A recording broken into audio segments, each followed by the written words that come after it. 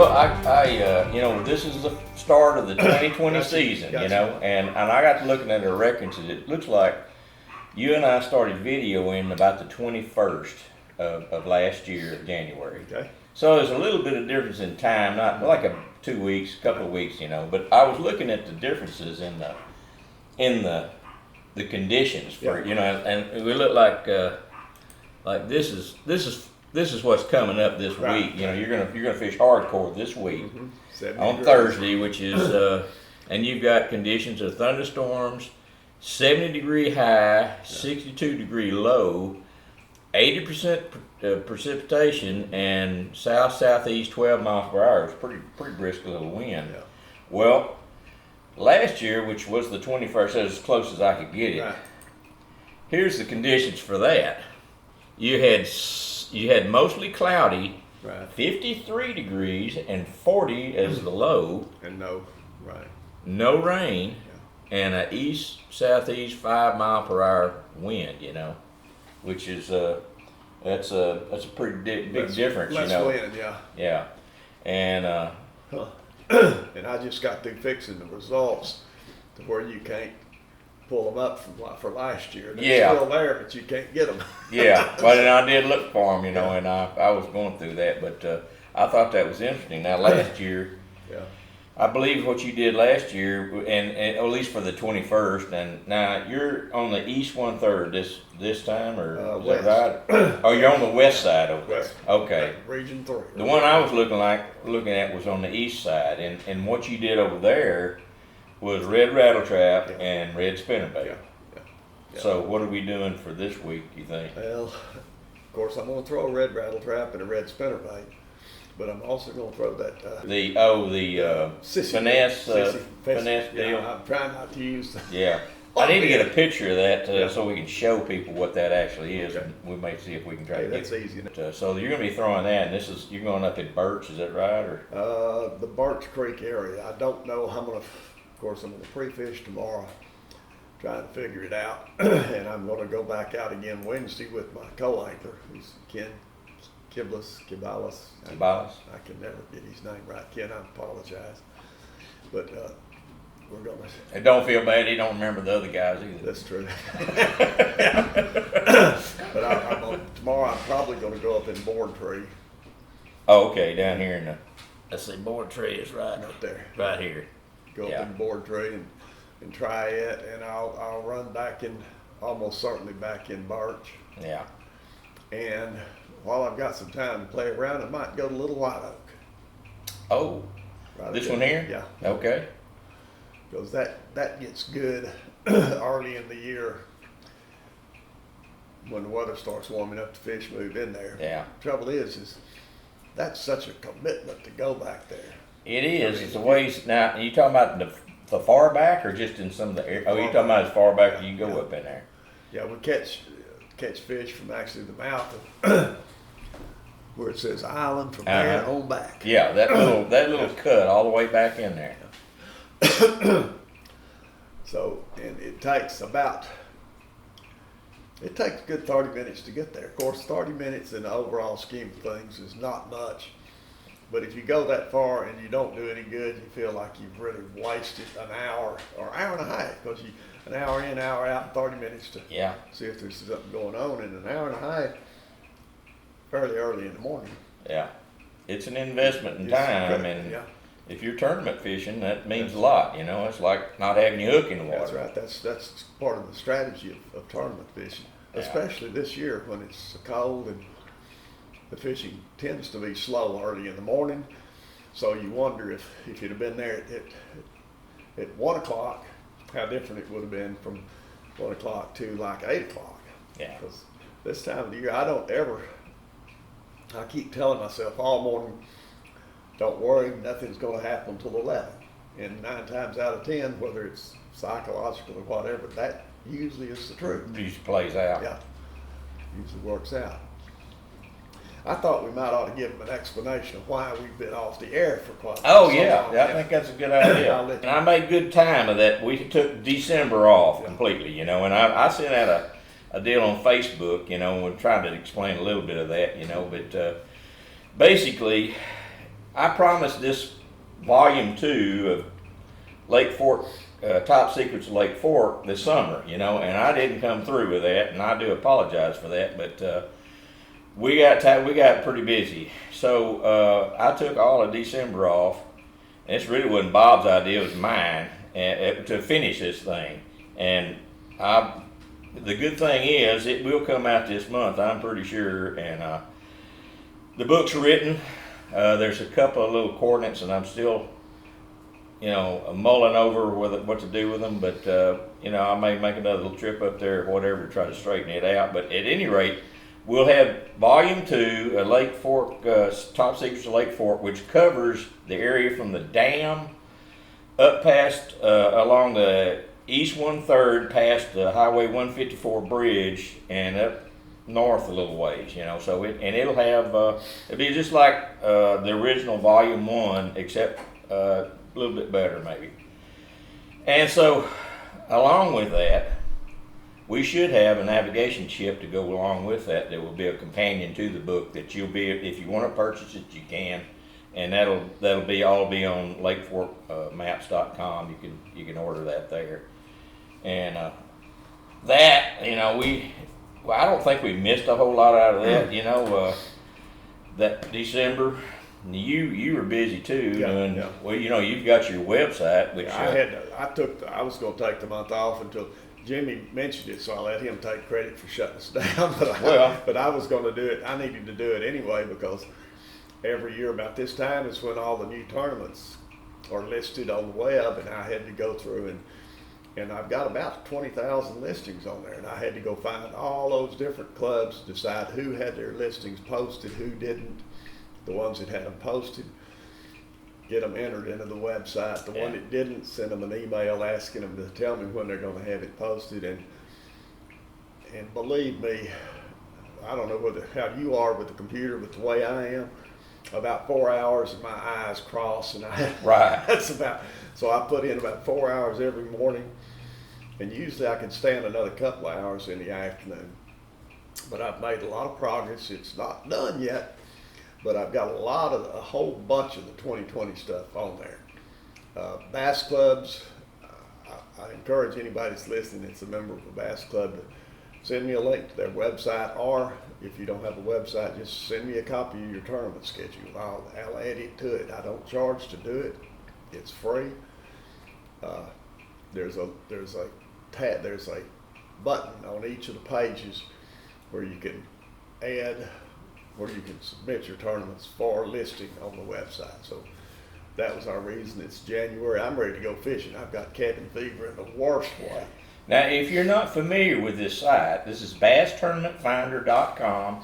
There's no charge. You can go in there, and if you're interested in finding bass tournaments, this is the place to go. Bob gets about 50,000 hits on this thing a month, and it is really helpful if you're searching for a tournament on a particular lake, and it's anywhere in the continental USA.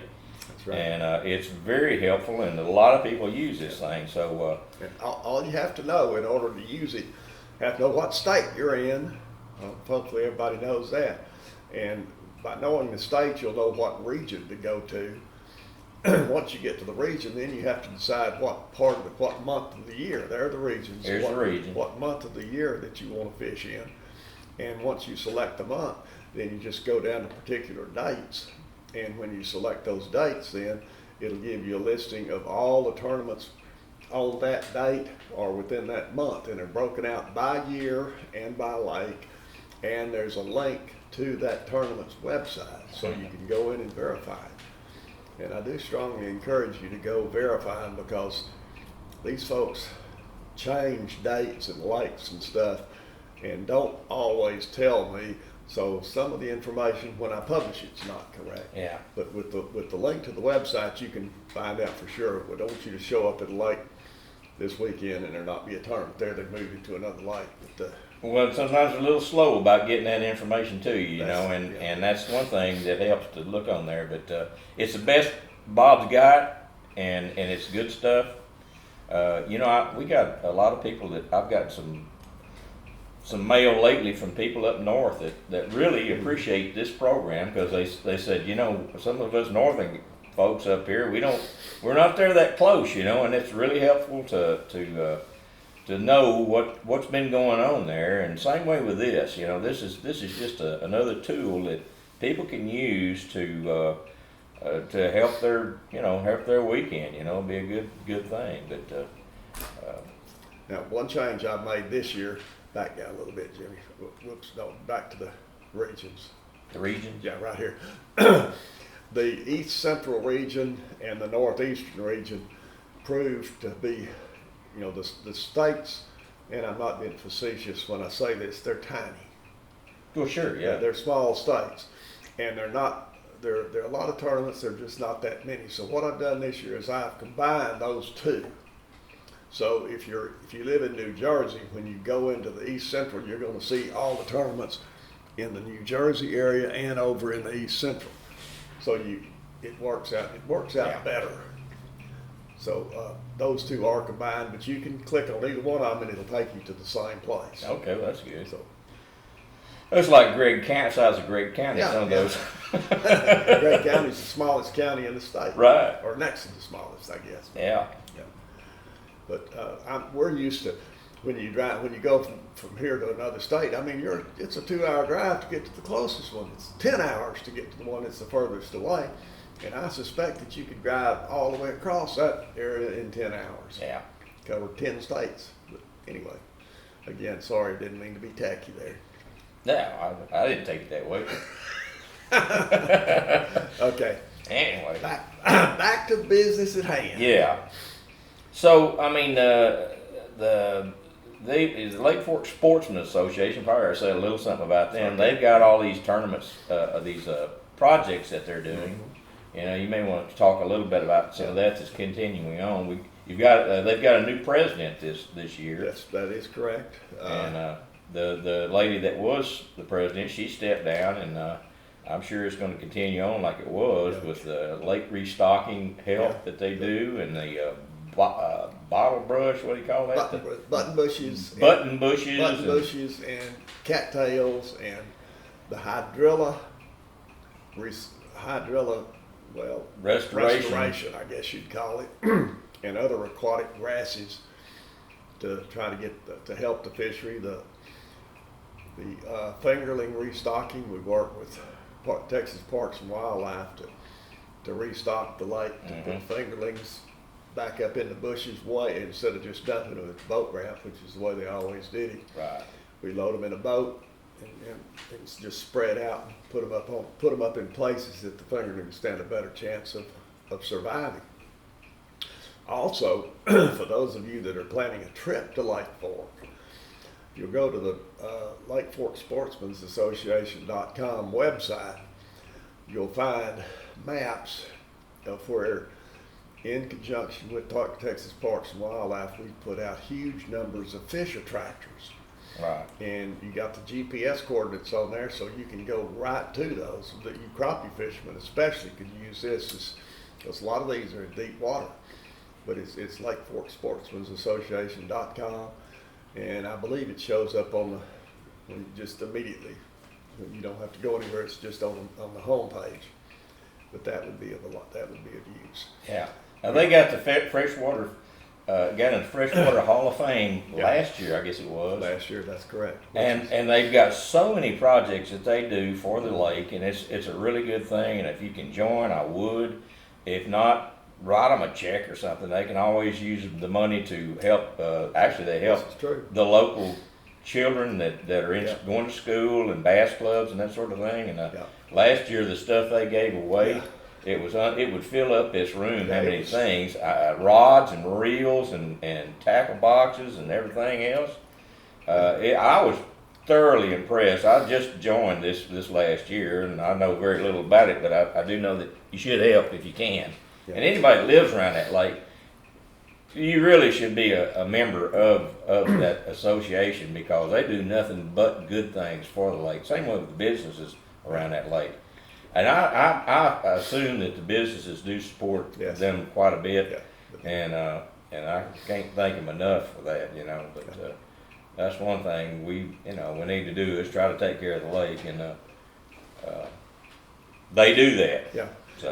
And joining, when you join, you're not committing yourself to work every weekend to help the club. Matter of fact, the helping with the projects is purely optional. If you don't have time to do it, you don't have to.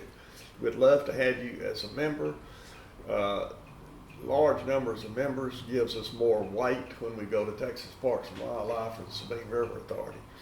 If we need assistance, we'll ask you. If you want to help, great. If you don't, okay. Jimmy, like Jimmy said, he joined last month or month before last, thinking he was going to be a non-contributing member other than just paying the money, but we've got him involved in doing some things I don't mind. now. So, but it's just, if you get involved, it's strictly up to you, and it'll be something that you have expertise in. Sure, you can turn it down. You don't have to do it. That's But exactly right. And also fishing guides on this lake. That's one thing that I've heard that there's not a lot of them in Lake Fork Sportsman Association, and they of all people have a vested interest in being a part of that. So I highly, how many guides are on that lake? I mean, there are probably 100 still. At least, down from the heyday when there might have been 500. Right. Yeah. But this is the time of the year that I love. I found a picture. My son-in-law wanted me to send him a picture of my motorcycle back from my younger days. And when I was digging through there, I found a picture of the best day I had ever had fishing. And it was in, I believe it was February or March, I don't remember what the exact date was, 1994. It was back when you could have 5 over the slot fish. The slot limit at that time was 21 inches. I had 5 fish that weighed nearly 38 pounds. Wow. Yeah. Had a 10 and a 9 to anchor it.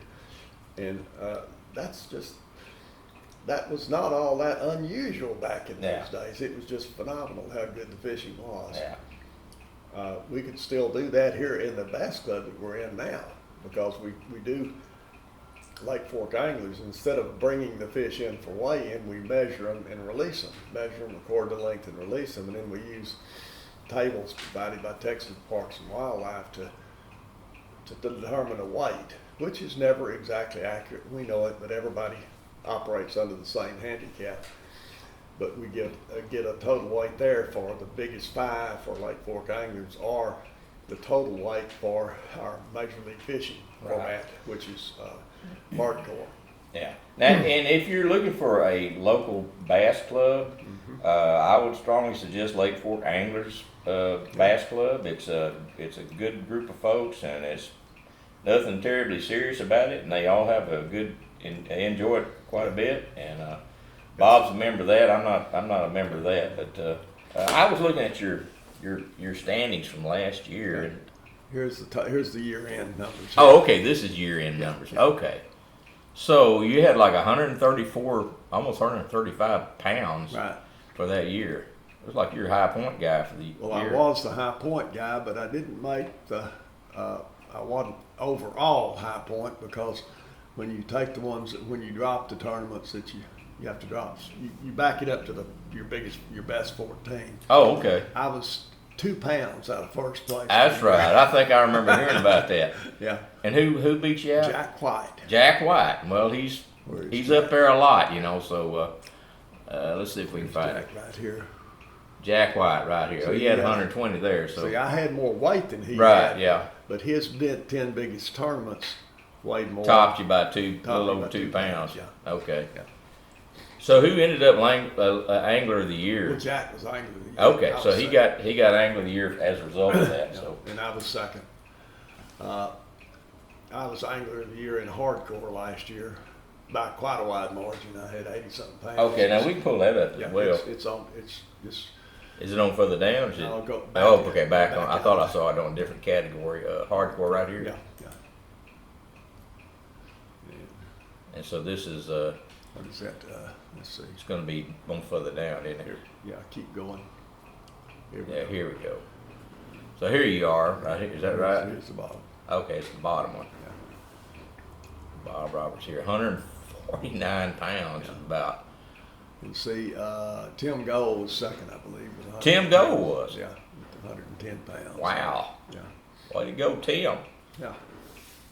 And this information is all on the Lake Fork Anglers website. Yeah. So if you're curious, and it gives you month by month breakdown on what the weights were, what the big bass were, so on and so forth. So. Yeah.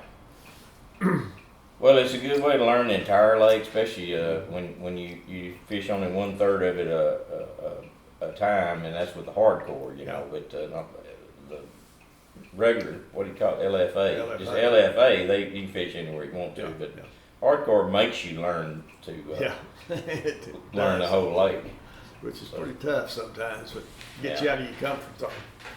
So, and I'm looking forward to a weekend of throwing a big spinnerbait, a rattle trap, and I'll throw that finesse worm too. But this is the time of the year that the spinnerbait and the rattle trap are my confidence baits. Yeah.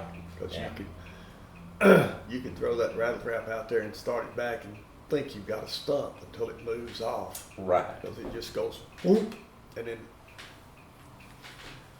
it's a adrenaline rush. Yeah. To say the least. But, anyway, looking forward to it, and we'll be doing these every week. Yeah, we're back. Till So December, we'll probably take next December. I think probably will. I don't know. We may even have volume 3 out by then. Who knows? But at any rate, that's where we're at right now, and just plan on seeing us about every week. To come on here and unless something happens, and that's what it looks like.